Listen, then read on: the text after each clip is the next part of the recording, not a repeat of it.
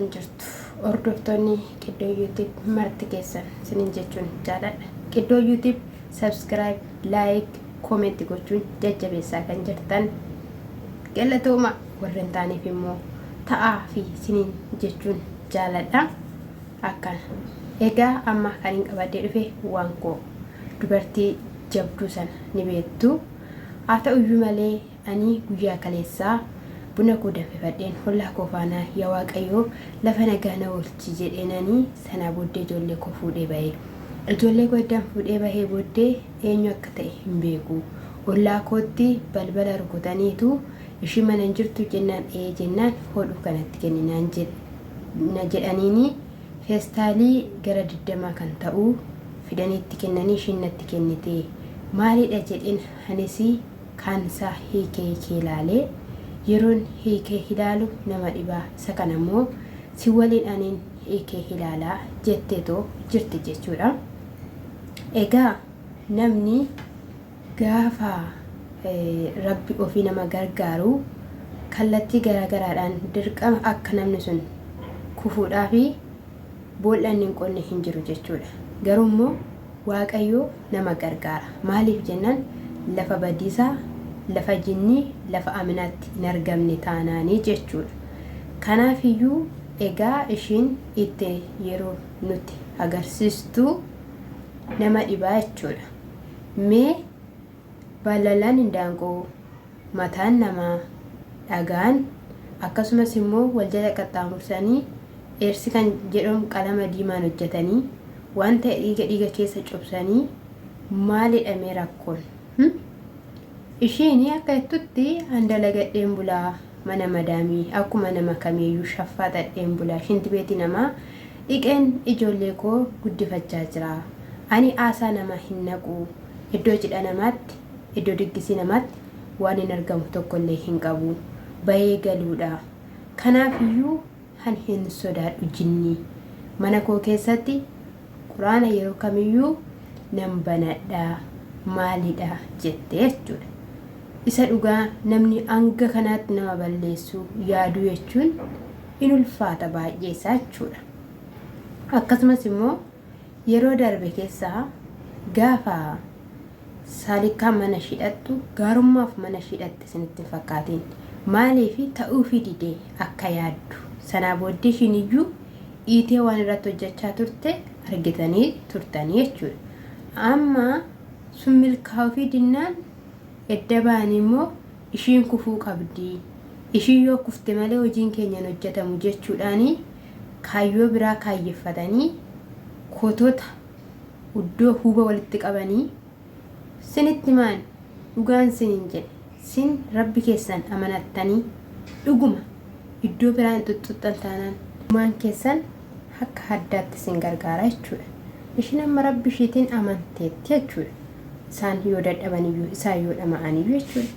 Yeroo darbes osoo achi keessaa mankaraartuu magartuuni achi keessaa baatee jechuudha. Ishiin osoo achi keessaa dadhabduu achi keessaa baatee jechuudha. Na homaayyuu waan taatu hin qabdu ishiin garuu immoo du'aa naa godhaa jetteetti du'aa godhaaf isiniin jechuun jaaladha. Yaadadha isaan kan dadhabanii dhama'anii rabbi keessi faana jira. Atiyyuu cimtuudha. Nama baay'eef dhugaa dubbachuudhaaf waan kun fakkeenya ni taate jechuudha. Namoota amantii hin qabneef yeroo tokko tokko diinni maaliif akka inni nu mo'atu beektu amantii keenyatti hir'uudha. Dhugaan sinin jedhe.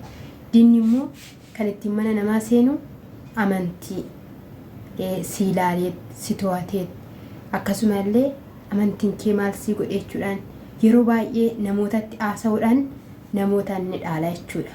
Akka garuu nama dhaalu diinaaf karaa banuun sirrii miti. Akka amantii ofitti macafaa ofii dubbifachuudha, kadhachuudha, itti siquudha. Waaqayyotti immoo kadhachuu duwwaa osoo hin taane hojii ofiitiin itti siqu. Kadhatteef miti, macafa dubbisteef miti, akkasumallee quraana dubbisaniifis miti. Hojiin namaa, yaadni namaa barbaachisaadha jechuudha. Kanaafiyyuu ishii gargaara. Isaan kutata sana hundumayyuutti fidaniidhaa fi hin baddu hin duutu. Akkasumas immoo namni harka lafa jalaatiin amina namatti yaadurra ifaan ifa namatti siqee rakkoo namarraa qabu nama gaafachuutu caalaa. Baazawee warri kana hojjetan warri siirii kana hojjetan gaa'ilan qabatan. Keessattuu kan hojjechaa jiru biyya sanatti dubartootadha jechuudha. Dhiirotatti abbaa mana namarratti kan hojjetan, dubartoota irratti kan hojjetanii akka isaan naafatan, akka isaan eebba dhaban, akka isaan dhala dhabanidhaaf kan isaan asiif achi garmaamanii warra kana gaa'ilan qabatan. Hafuurri isaan itti amanan suni gaa'ila akka qabatan hin barbaadu. Maaliif kan isaanii ta'ee kan isaanii godhatee inni waan hundumaa isaanii ta'ee isaaniin bara isaanii akka waan itti mijatee fakkeessee garuu isaaniif hin mijanne sobee taasa'ee bara isaanii fixa, yeroo isaanii fixa. Yeroo isaan itti of arganitti immoo sa'aatiin isaanii darba jechuudha. Kanaaf kana akka hin taaneef dursitanii of ilaaluu anaan maal laaqudha jechuutu caala. Hojjedhaa nyaadhaa jedhe malee muraa nyaadhaa kan jedhu cafamee hin jiru. Kanaaf iyyuu karaa aminaa inni isin garboomtanii diinaaf hafuurota bara dhumaaf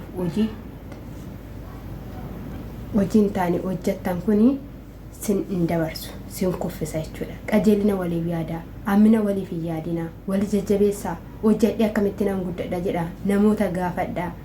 Biyya lafaa kanarra xiqqoo jiraatama, umurii xiqqoo jechuudha. Umurii xiqqoo jiraatan keessatti immoo aminaa guutamanii, amina baatanii adeemanii dhala namaa kuffisu. Naafummaa dhala namaa keessaa maal argatta? Badiisa, hiyyummaa dhala namaa keessaa, ceebbawuu dhala namaa keessaa, jamummaa dhala namaa keessaa wanti ati argattu tokkollee hin jiru jechuudha. Osoo bu'aan argatamedha kan wanta akkasii hojjetamu jechuudha. Isa kanadha Rabbi si faana ta'u. Warra immoo kana sirratti xaxu immoo isaanaa gufachiisu milkaa'in isaanii ama akkam dhokatee kan jireenya namarratti yaadu milkaa'in darbuu hin danda'in, ija godhachuu hin danda'in siniin jechuun jaaladha.